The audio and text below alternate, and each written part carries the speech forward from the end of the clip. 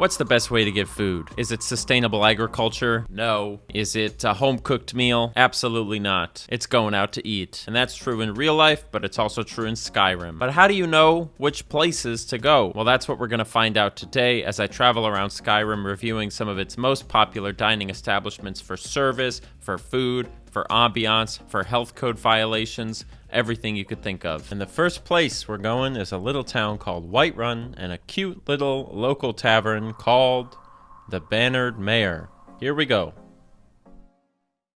Sadia, wake up there.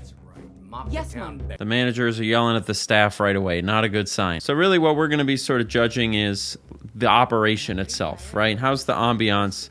How are the staff? Are they following health code? That type of stuff. So let's do a little walk around here and take a look. First and foremost, we got a shelf.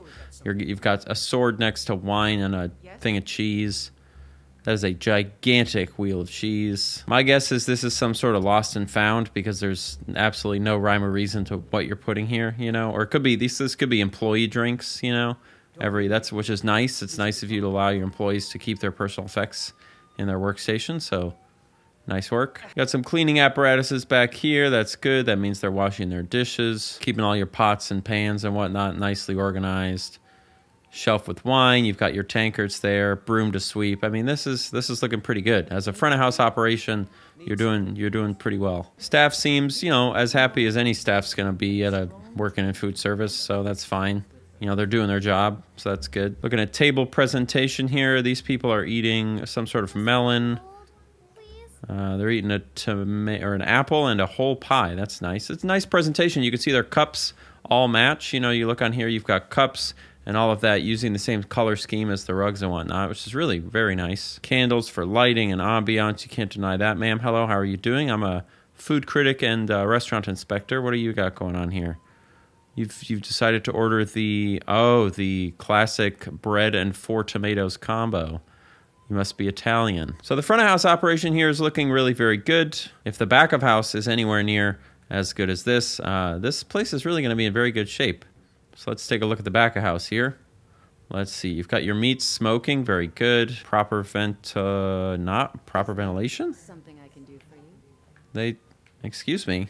Okay, so they're venting the smoking meat smoke directly into employee quarters or some sort of living space, which is exceptionally dangerous. That is like, that's even beyond health code. That's fire code. I'm going to need to speak to your manager later, but we'll get to that. Organizationally, you've got your prep stations. Everything's nice. They've got their well organized. I assume these are recipe books here, which is good. Shelving is looking neat and organized. You've got all your supplies available, things drying. The only thing that's slightly concerning is we're storing meat, right? Raw meat doesn't appear to be salted. We're storing that inside. When in Skyrim, we have the perfect opportunity to have sort of some kind of icebox outside. So, you know, maybe these are just, these haven't been here very long. But that's just what catches my eye, right? So for the Bannered Mare, what are we thinking? Strong focus on good aesthetic design, good front of house operation, things are clean and organized, staff are doing their jobs. A couple of things that I think they need to look out for in order to improve for my next return. Number 1, management needs some leadership duties, okay? They're definitely managing, but are they really leading? I don't know about that. Number 2, you cannot have smoke for meat smoking directly, like have no ventilation system whatsoever. You're gonna kill people. That might explain some of the ways that people are behaving in the town. You know, let's get that checked out for sure. And then number 3, this might be a pass. It's something that they are doing, but we gotta store our meats outside, guys. We got to. We can't just have raw meat in a warm room sitting there for God knows how long when you have a perfectly good climate for a nice ice box outside, okay? So altogether, ma'am, you're running a perfectly acceptable operation, but I'm going to give you a C+ for this today, okay? Those health hazards are no joke. Get those cleaned up, and you're gunning for an A, maybe even a Michelin star. Next up, we're traveling northwestward to an interesting little city called Morthal on the skirts of the capital of Solitude. Morthal is a miserable little town, but even miserable little towns need inns, they need taverns, they need food, and where better to find it than a little place called the Moorside Inn. Coming inside here, what are we seeing? Well, certainly less money put into the ambiance. This is a very sort of traditional tavern layout for Skyrim. Of course, fire pit in the middle, nice and long. It's cold up here, so it's good to have that. Big, tall ceilings, let the smoke ventilate. You love to see that. That's wonderful. Let's take a look at some of the details of the ambiance, shall we? Number one, I really enjoy these eating trays, and you have these symmetrical, we assume some sort of goat's horn. Really nice. You have those on every table. Another thing you notice on every table, bread and wine, which implies that the bread and wine may actually be complementary with an order that you make, sort of like the unlimited breadsticks you get at Olive Garden, one of my favorite establishments in terms of just how high quality it is. You've also got behind every table just like some sort of animal skin. Again, that's not personally my favorite aesthetic, but on second glance, they do care somewhat about making things look nice in here. There is some consistent detail to how things are laid out, or to how things are decorated, so that's quite nice. And I assume you must be the owner, is that right? Jonna. Hello, Jonna. How are you? How's business here in Morthal, Jonna? No, it just ain't there at all. Oh, bad. It's not there. Maybe we can bring you some press, with this good review. Now, John, if you don't mind, we're gonna take a look at the sort of the back of your front of house operation here. What do we have? Oh my goodness, look at this selection. First of all, very well organized, it's in reach of the bartender, which is great when you're running an operation that's gonna have a short staff, like somewhere that doesn't get a lot of business. Have everything within arm's reach. That's really, really good. You've also got a self-defense hammer there. That's something that a lot of my jobs I wish we would have had at times for certain people who try to come in. Now, what I'm curious about is that the extent of the back of house operation? Because I'm not actually seeing, all these other rooms are in rooms, for beds and whatnot. There actually isn't a back of house. So this seems to be the extent of where we must be doing prep. So I suppose what we're assuming is we're using the community fire for cooking, as evidenced by the pots here. Maybe doing our prep on some of the table surfaces when there aren't any guests, which really is generally not my preference. I don't like to see that. I like to see those areas totally separate. It's not, necessarily a health code violation. There's nothing against the rules in the health code. You are allowed to do that. It's just, in my opinion, kind of a restaurant faux pas. So not the end of the world, but I do like the subtle decorative details of this location, and it really does seem like she's working with a limited tool set here, and I always respect that a lot. So how do we feel about this place? Well, excellent use of minimal resources, right? Very efficient setup, sustainable business model even when business is slow, nice attention to subtle details in decoration. Proper ventilation for the fire, wonderful. The only thing you can really knock it for is the lack of dedicated prep stations. That's not a huge problem necessarily. Again, it's not inherently dangerous, but it does mean that you just have to be very careful, particularly when you're talking about possibly, we don't know for sure, but prepping food on a surface that's going to have money or possibly vomit on it, given the amount of alcohol. So, Jonna, for the Moorside Inn, I'm happy to award you a very nice B-. Thank you so much for having me. We'll see you next time. Buy something, cop. Jesus. Make yourself useful. From Morthal, what made the most sense for our next travel adventure would be to head up to Solitude and check out what the capital city had to offer. If any place was going to give us the extravagance that we'd be looking for, why can't I fast travel? The name of the local inn here in Solitude is called the Winking Skeever. The outside is very old, beautiful moss, and the sign itself is very, very detailed, ornate, and clean. So that's we've got high expectations going in. We're gonna wait our turn after that gentleman. Must be a popular place. Let's take a look at the Winking Skeever. Oh my god. Okay, so they've got a hostess. That's nice. Or someone who's pretending to be a hostess. Wow, look at what we have here. This is extravagant. First thing you wonder is, are we owned or in cahoots in some way with the people in Whiterun? Because we do have a similar kind of, again, the blue and gold color scheme going on here. We're using the same cookware, so we're likely ordering from similar distributors as the people in Whiterun, which is not uncommon in food service that in a locality you're going to use a lot of the same distributors because those, they're reliable and you want to give them your business. So now, one little pet peeve of mine is if you're going to spend the money to get all the same plates, right? What are you doing with your rugs? Things like that. These are these kinds of details that I'm talking about. I can understand if you wanted to use, a rug like this, maybe in one of these back areas because they have sort of this dingy bar area. And I don't mind that. I think that's totally fine to have separate aesthetics and separate parts of the restaurant. But we're just being a little messy with the aesthetics in here. All right, so this is the owner of the Winking Skeever, a guy named Corpolis Vinius. He's someone who dresses like he's working class but talks like he's not. I had a pet skeever when I was a boy, and he used to wink. Corpolis, if you don't mind, we're going to take a look in the back here. So we'll start over here.